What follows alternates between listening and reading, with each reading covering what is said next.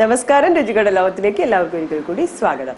അപ്പോൾ ഇന്ന് നമ്മൾ ഉണ്ടാക്കാൻ പോകുന്നത് ഒരു കറിയാണ്. ആ കറി ഉണ്ടാക്കി എന്ത് വെച്ചിട്ടാണെന്ന് അറിയുമോ? ചക്ക വെച്ചിട്ടാണ്. അപ്പോൾ ചക്ക സീസണൊക്കെ ആണല്ലോ, അതുകൊണ്ടാണ് നമ്മളിങ്ങനെ ചക്കയുടെ വെറൈറ്റി ആയിട്ടുള്ള കാര്യങ്ങളൊക്കെ കൂടുതൽ ചെയ്യാൻ ശ്രമിക്കുന്നത് കേട്ടോ. എപ്പോഴായാലും നമ്മുടെ സീസണൽ ഫ്രൂട്ട്സും വെജിറ്റബിൾസും ഒക്കെ എന്ന് പറയുമ്പം വളരെ നല്ലതാണെന്നാണ് പറയുക. കാരണം അതിൽ മായങ്ങളൊന്നും അധികം ചേർക്കില്ല. അല്ലെങ്കിൽ ഇപ്പം ഒരു ഓട്ട് ടൈമിലൊക്കെ ആണെങ്കിൽ ഈ ഫ്രൂട്ട്സ് ഒക്കെ നന്നായിട്ട് പഴുത്ത് കിട്ടാനും നല്ല പാകമായി കിട്ടാനൊക്കെ ഒരുപാട് കാര്യങ്ങൾ ചേർക്കുന്നുണ്ട്, കെമിക്കൽസ് ഒക്കെ ചേർക്കുന്നുണ്ടെന്നാണല്ലോ. അപ്പോൾ സീസണൽ ഫ്രൂട്ടാണ് എപ്പോഴും ആരോഗ്യത്തിന് നല്ലതെന്നാണ് പറയപ്പെടുന്നത്.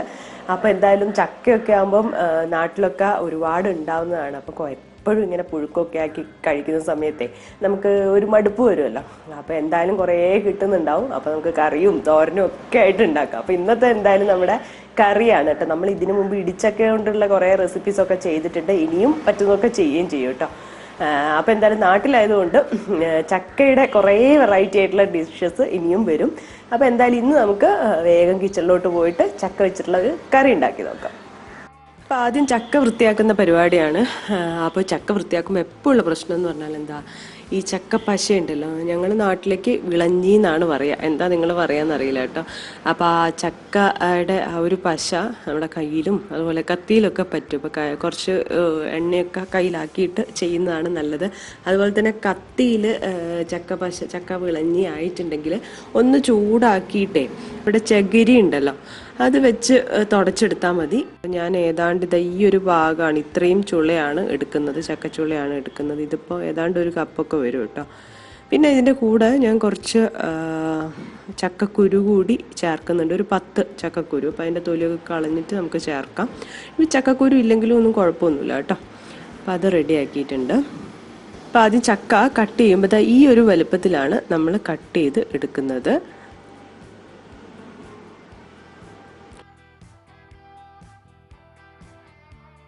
ഇനി നമുക്ക് ചക്കക്കുരുവും അതുപോലെ തന്നെ ചെറുതാക്കിയിട്ട് കട്ട് ചെയ്തെടുക്കാം.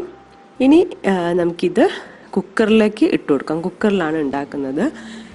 ഇനി ഇതിലേക്ക് ആവശ്യമായിട്ടുള്ള ഉപ്പ്, അതുപോലെ തന്നെ മഞ്ഞൾപ്പൊടി ഒരു 1/2 ടീസ്പൂൺ ഇട്ട് കൊടുക്കാം.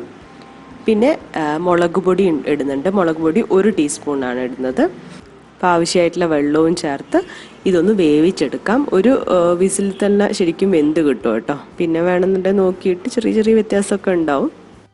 അപ്പോൾ ഈ ഒരു സമയം കൊണ്ട് നമുക്കിനി അരപ്പ് തയ്യാറാക്കണം. അരപ്പിന് വേണ്ടി 1/2 കപ്പ് തേങ്ങ മിക്സിയുടെ ജാറിലേക്ക് ഇടാം.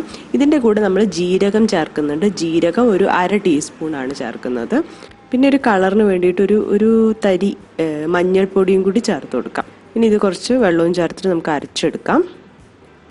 അപ്പോൾ ഇതാ അരച്ചെടുത്ത് കഴിഞ്ഞിട്ടുണ്ട്. ഒരുപാട് അങ്ങ് അരഞ്ഞ് കിട്ടണ്ട കേട്ടോ. ഈ ഒരു പാകത്തിൽ അരച്ചാൽ മതി. അതായത് ഇതാ കണ്ടു ഇങ്ങനെ തരി കാണണം, അതുപോലെയാണ് അരച്ചെടുക്കേണ്ടത്.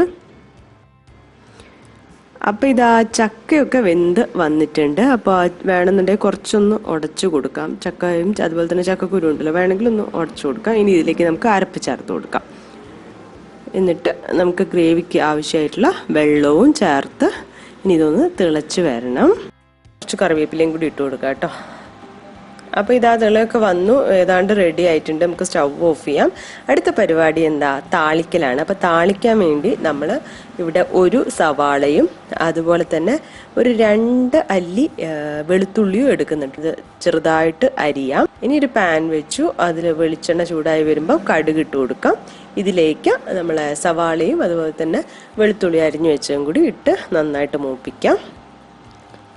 ഇതിൻ്റെ കൂടെ നമുക്ക് 2 വറ്റൽമുളകും അതുപോലെ തന്നെ കറിവേപ്പിലയും ചേർത്ത് കൊടുക്കാം.